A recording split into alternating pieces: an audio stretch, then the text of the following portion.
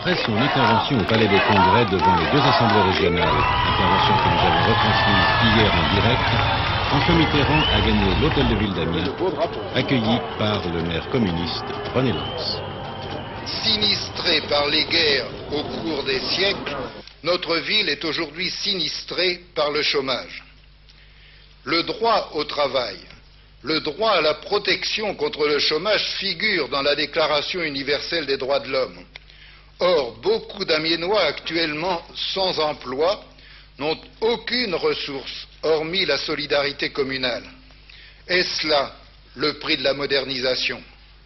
Intervenant dans le domaine économique, avant même que cette possibilité nous soit confirmée par la loi, nous avons saisi toutes les possibilités que nous offrait la décentralisation. La situation actuelle nous alarme, mais nous ne baissons pas les bras. Notre histoire nous a enseigné que dans les situations graves, les Français, en premier lieu les travailleurs, savaient se rassembler et agir pour trouver des solutions aux crises que connaissait leur pays. Il faut reconquérir la réalité du droit au travail. Quel est le moyen le plus sûr? Connaissez-vous des chemins de traverse? Moi, je ne les connais pas.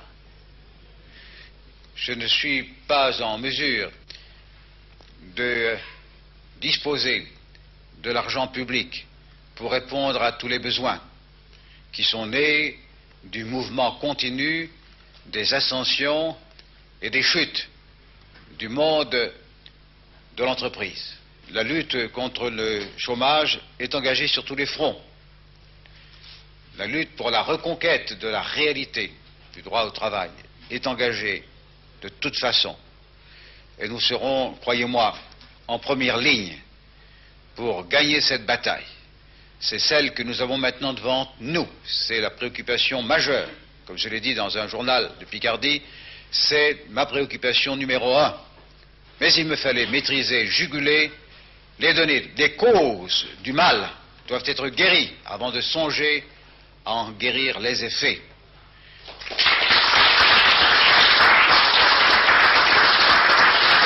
Le chef de l'État gagnait ensuite la préfecture de la Somme.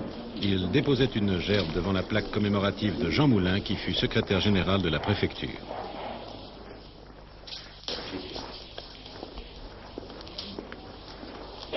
Un dîner officiel mettait fin à cette première journée picarde. La seconde journée a débuté ce matin par la visite des quartiers d'Amiens à Saint-Leu et Amiens-Nord avec la boutique de gestion, puis au CRDP où René Lantz a présenté au président les projets d'aménagement de la ville. Différents éléments importants, le fond.